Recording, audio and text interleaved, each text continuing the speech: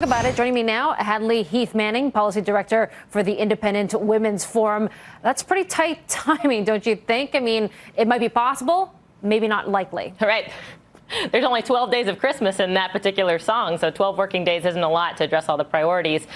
Interestingly, these 12 Republican senators putting together a letter pushing the priority of the USMCA, the new updated trade deal between Mexico, Canada, and the United States. I hope that ultimately this deal won't, turn into an obstacle as the new Congress takes its term. If it's something they can get to this year, wonderful. If it's something that Congress has to address next year, it shouldn't be a partisan issue. There are a lot of, domestic economic issues where there are sharp partisan divisions between Republicans and Democrats. But when it comes to trade deals, all of our lawmakers should see themselves as Americans first. We're looking out for America's interests rather than playing on blue and red teams here. Well, there's a lot to like from the Democratic side, don't you think? I mean, tighter, stricter environmental controls. It gives power back to the labor unions. It even raises the minimum wage. There's a lot that both sides can vote on.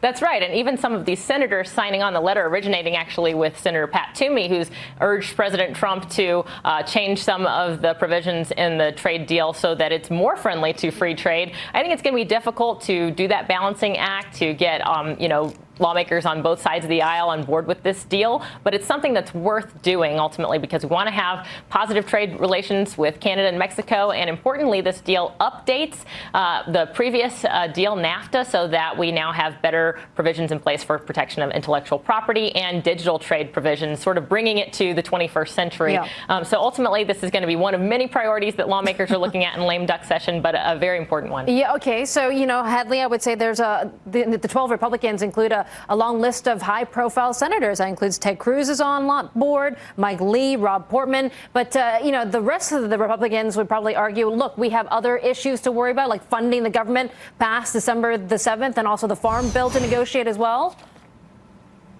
Oh, yeah. I mean, there's competing priorities here. But I would say if you're a Republican senator or a member of the House, you're looking at the specter of a divided government starting as soon as January. And knowing that some of these more divisive issues are coming to the forefront means it's act now or, potentially go a couple of years where the divisions in our government are so sharp that we're not able to ratify this important trade deal. Hadley, put a percentage on a proportion, I guess, a probability of getting the USMCA through or the new NAFTA.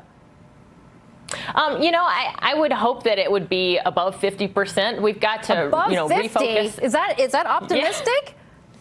That's optimistic, yes. Is that 60, like I said, 70, 80? That sounds more optimistic. I'd say a 60% chance because, again, you mentioned some of the provisions that might be attractive to Democrats. What's stalling out here is that Democrats have campaigned so hard in the last midterm election against President Trump that they're coming into office really hoping to stand up to him. And they see this trade deal as a potential win for the president. They shouldn't see it that way. They should see it as a potential win for the American people and for our economy. Do what's right by us rather than worrying about, the political points and who's scoring those. Hadley, happy Thanksgiving. Thank you so much.